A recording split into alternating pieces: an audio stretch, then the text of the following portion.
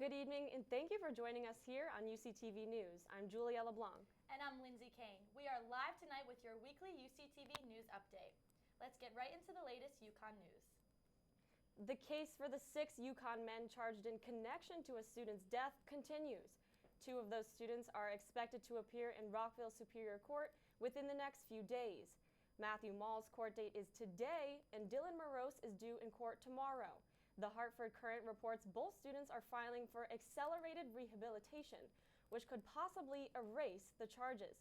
The charges are alcohol-related and stem from an October party that police say 19-year-old UConn student Jeffney Pauley attended and later died after being run over by a fire department vehicle. The other 4 men involved in the case also applied for accelerated rehabilitation. UCTV anchor Julia Gorman was at the Take Back the Night event at UConn. Let's take a look at what she found. We're inside the Student Union, where students are gearing up to participate in the annual UConn event, Take Back the Night. The event is in support of Sexual Assault Awareness Month and is put on by the Violence Against Women Prevention Program.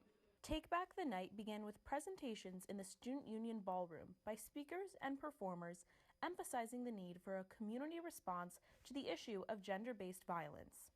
I think it's really important to raise awareness about, rape and sexual assault and violence against, or gender-based violence. The event continued with a candlelit walk around campus where students carried signs and chanted phrases promoting consent, sexual assault awareness, and the empowerment of survivors. I just think it's important in general to come out and show people who are victims and survivors that people who don't know them do support them, and that this is something that's important to me as well as the rest of the UConn community.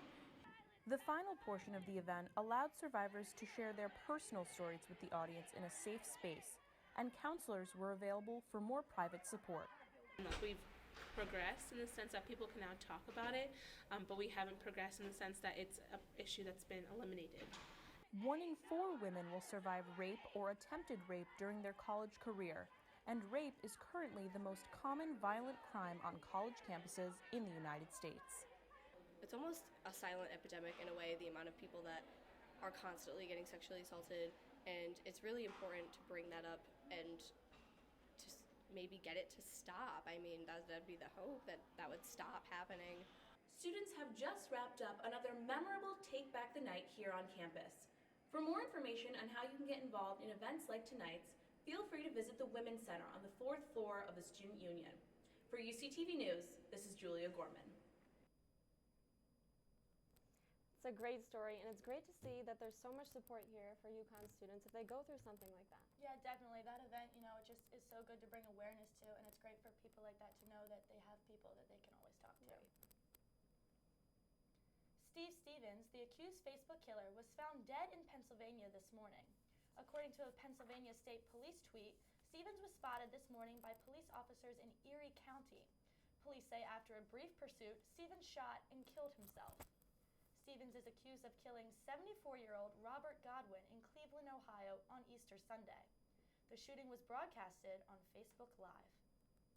And an Ellington man convicted of murdering his wife could be released on bond just days after the court decision. Richard Debate faced a judge in Rockville Superior Court yesterday for the murder of his wife, Connie Debate. The 40-year-old man was set on a $1 million bond, which NBC Connecticut reports that the family plans to pay off. Investigators say Debate faces charges of first-degree murder and tampering with evidence. Police say this all came after 36-year-old Connie Debate was found dead just 2 days before Christmas in 2015 with a gunshot wounds to the head and stomach. According to an arrest warrant, Richard Debate told police his wife was killed by a home intruder. But investigators say there is a lack of evidence for that claim.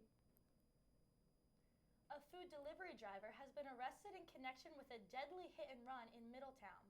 The suspect, 47-year-old Charles Leroy Demornville, turned himself in on Tuesday morning after an arrest warrant was issued for the death of a 61-year-old woman.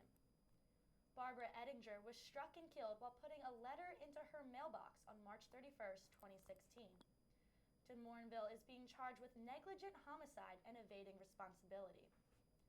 police had received a tip from a person in the area that their food delivery driver was driving the car police described in that accident, and he seemed very nervous.